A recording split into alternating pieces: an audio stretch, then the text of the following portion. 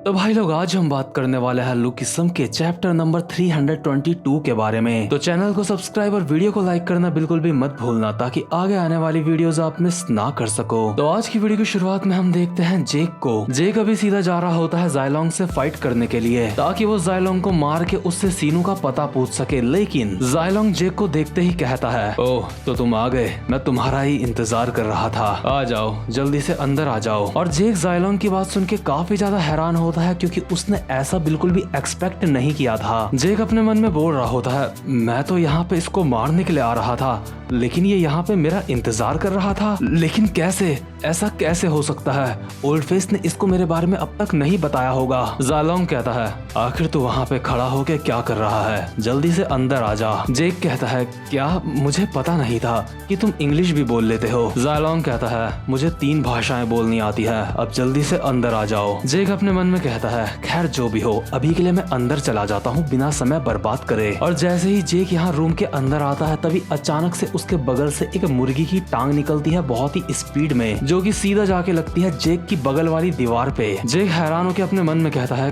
कि क्या एक मुर्गी की टांग? और ये टांग फेंकी होती है वीवी ने। वीवी जायलोंग को कहती है, हे तुमने मुझे कहा था ये हैंडसम होगा, तुमने कहा था एक बहुत ज्यादा हैंडसम लड़का व्हाइट टाइगर जॉब सेंटर से यहाँ पे इंटरव्यू देने के लिए आ रहा है, लेकिन ये मुझे किसी भी एंगल से हॉट नहीं लगता। जायलोंग कहता है, बॉस हमें एक सिक्योरिटी गार्ड की जरूरत है, शक्ल मायने नहीं रखती। जेक हैरान होकर अपने मन में कहता है, क्या व्हाइट टाइगर जॉब सेंटर?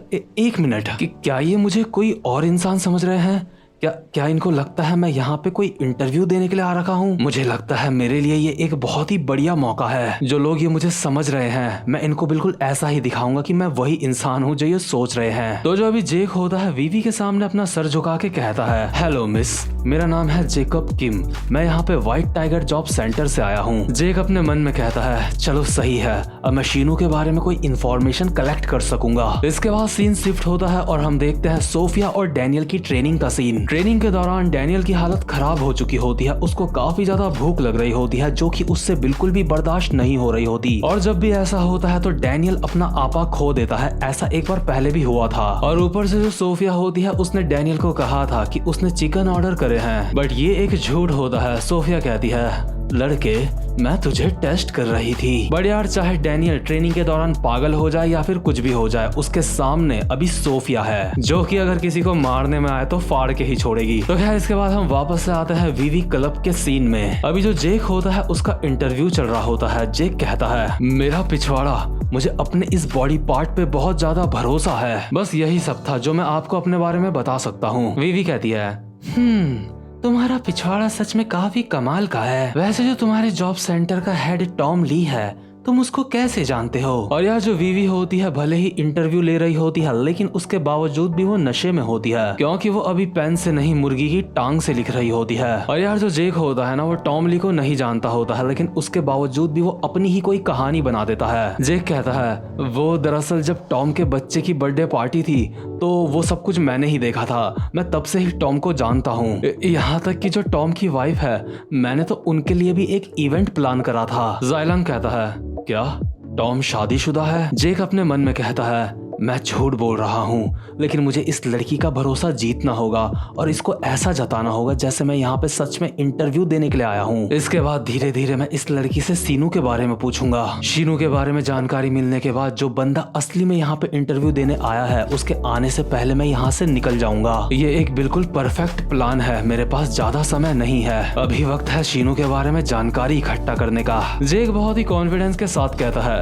अगर आपको टॉम के बारे में और कुछ भी पूछना हो तो आप बस मुझसे पूछिए, मैं आपको सब कुछ बताऊंगा। अभी जो वीवी होती है, जायलोंग के कान में हल्के से बोल रही होती है, हे मुझे इसकी शक्ल पसंद नहीं है, लेकिन मुझे लगता है हमें इसे रख लेना चाहिए। मुझे लगता है इसे टॉम ली के बारे में बहुत कुछ पता है, ये हमारे काम आ सकता है। लेकिन तभी जो जेक होता है, वो कहता है, वैसे मैं काफी ज्यादा हैरान हूँ। इसके बाद वीवी कहती है, क्या हैरान? लेकिन क्यों? जेक कहता है, जब मुझे पता चला था कि मेरा इंटरव्यू वर्कर्स की 3rd एफिलिएट के साथ है, तो मैं सोच रहा था कि यहाँ पे मुझे शीनू हान भी देखने को मिलेंगे। और जेक अपने मन में सोच रहा होता है, प्लीज मेरे इस पैतरे में फंस जा और मुझे सीनू के बारे में कुछ बता। वीवी एक हल्की सी आवाज में कहती है, क्या शीनू हान? वीवी जायलोंग के कान में कहती है, हे मैंने ये नाम कहीं पे सुना है। जाइलंग कहता है मुझे लगता है ये नंबर 8 की बात कर रहा है। जेक अपने मन में कहता है चलो सही है, मैंने टॉपिक चेंज कर दिया है, लेकिन आखिर नंबर 8 का क्या मतलब है? ये लोग क्या बात कर रहे हैं? जेक बोलता है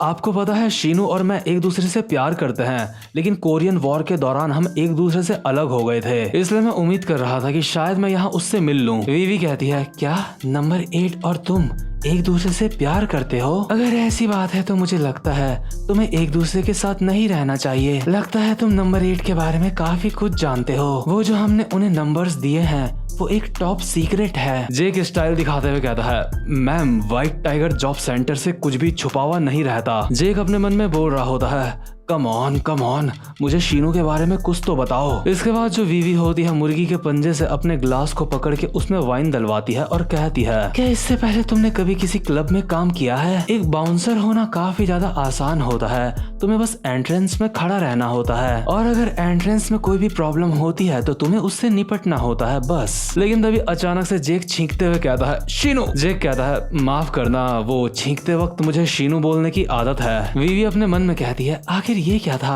अभी मुझे और ज्यादा गंदा लग रहा है। वीवी कहती है खैर जो भी हो, क्या तुम आज से ही काम स्टार्ट कर सकते हो? अगर तुम यहाँ पे व्हाइट टाइगर जॉब सेंटर से आए हो तो तुम जरूर अपने काम में काफी ज्यादा अच्छे होंगे। तो ठीक है, दरवाजे के बाहर जाके खड़े हो जाओ। जेक कहता है एक सेकंड, मैंने एक गाना लिखा है, क्या आप वो सुनना चाहोगे? इस गाने का नाम है शीनू तुम कहाँ चले गए। जेक जानबूझकर बार बार शीनू का नाम ले रहा होता है ताकि वीवी उसको शीनू के बारे में कुछ बता दे। वीवी कहती है आखिर इसके साथ दिक्कत क्या है?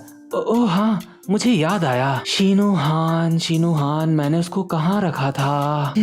शीनू हान, हाँ मुझे लगता है मैंने उसको वहाँ पे रखा था। जेक अपने मन में बोल रहा होता है बता कहाँ रखा। लेकिन तभी यहाँ पे एक गार्ड आता है और कहता है बॉस, जो व्हाइट टाइगर जॉब सेंटर से बंदे को यहाँ पे इंटरव्यू देने के लिए आना था वो यहाँ पे पहुँच चुका है। जेक अपने मन में कहता है शिट, वो अभी बस मुझे बताने ही वाली थी। तो खैर जो बंदा यहाँ पे इंटरव्यू देने आया होता है वो होता है जोहान। जोहान कहता है आपसे मिलकर अच्छा लगा, मेरा नाम है जोहान शियोंग। वीवी कहती है क्या जोहान, क्या तुम व्हाइट टाइगर जॉब सेंटर से आए हो?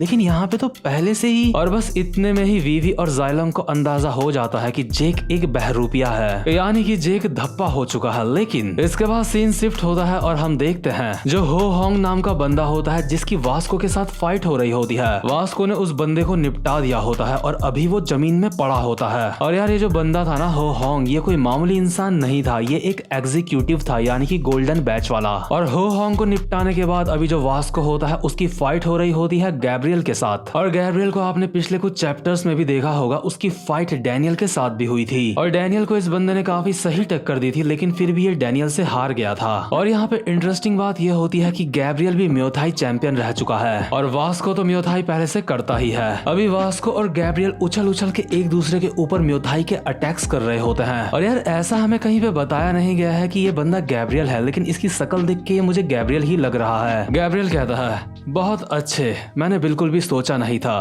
कि तुम जैसे बदमाश से मेरी यहाँ पे फाइट होगी। तो चलो ठीक है, शुरू करते हैं। और गैब्रियल और वास्को एक दूसरे के ऊपर सेम अटैक करने लगते हैं क्योंकि ये दोनों के दोनों म्योथाई चैंपियन होते हैं। वैसे गैब्रियल चैंपियन था और वास्को बन रहा है। गैब्रियल फाइट करते करते कहता है अरे वाह कमाल है, एक सड़क में चलने वाला बदमाश जो म्योथाई जानता है। मुझे तुम काफी ज्यादा पसंद आए। तुमने म्योथाई खुद से तो सीखा नहीं होगा, क्या तुम्हारा कोई मास्टर है? मैं जानना चाहूंगा तुम्हारा मास्टर कौन है। और अभी थोड़ी देर पहले ही वास्को और गैब्रियल ने एक दूसरे के लाते ही लाते बजाई थी, बट उससे वास्को की टांग को तो कुछ भी नहीं हुआ होता, लेकिन गैब्रियल की टांगों का बुरा हाल हो गया होता है। गैब्रियल अपने मन में सोच रहा होता है मुझे यकीन नहीं होता, बस उन थोड़ी सी लातों से मेरे हाथ और मेरे पैर पूरी तरह से टूट चुके हैं। अभी गैब्रियल की हालत खराब हो चुकी होती है और वो ठीक से खड़ा भी नहीं हो पा रहा होता। वास्को इसके बाद एक खतरनाक सा फाइटिंग पोस्टर बनाता है और कहता है तो ठीक है, अब वक्त है ब्रैकडेक के 6th फॉरबिडन स्किल का। गैब्रियल अपने मन में सोचता है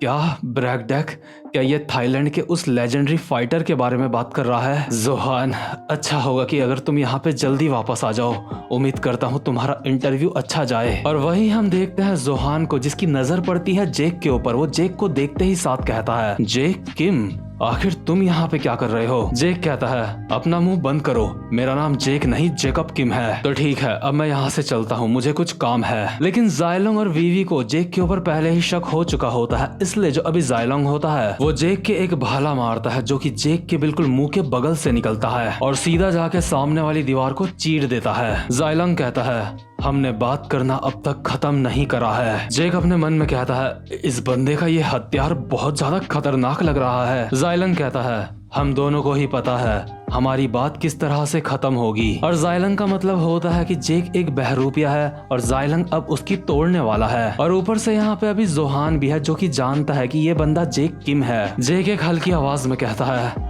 लगता है मेरा प्लान फेल हो गया, क्या ऐसा कोई नहीं जो मेरी मदद कर सकता है अभी? और वहीं दूसरी तरफ हम देखते हैं अपने लेजेंडरी ब्रैकडेक को। ब्रैकडेक अभी अपने ऊपर के कपड़े निकालता है और कहता है आखिर वास्को को इतना ज्यादा समय क्यों लग रहा है? और ब्रैकडेक भी क्लब के अंदर घुस जाता है। और यार ब्रैकडेक के क्लब के अंदर घुसने का सीधा सीधा मतलब है तबाही, क्योंकि अगर ब्रैकडेक का स्टूडेंट वास्को अंदर जाके इतने बंदों को पेल सकता है तो वो ब्रैकडेक जिसका पूरा थाईलैंड में नाम चलता है, जिसकी गन भी रिस्पेक्ट करता है, तो सोचो अगर ये बंदा अंदर जाके फाइट करेगा तो क्या होगा। लेकिन जैसे ही ब्रैकडेक क्लब के अंदर जाता है ये वाला एपिसोड यहीं पे खत्म हो जाता है। और उम्मीद करता हूँ कि आपको आज की वीडियो भी अच्छी लगी हो। तो अगर आपने चैनल को अब तक सब्सक्राइब नहीं करा है तो जल्दी से चैनल को सब्सक्राइब कर दो ताकि आगे आने वाली वीडियोस आप मिस ना कर सको। अब मैं मिलता हूँ आपसे अपनी नेक्स्ट वीडियो में, तब तक के लिए गुड बाय।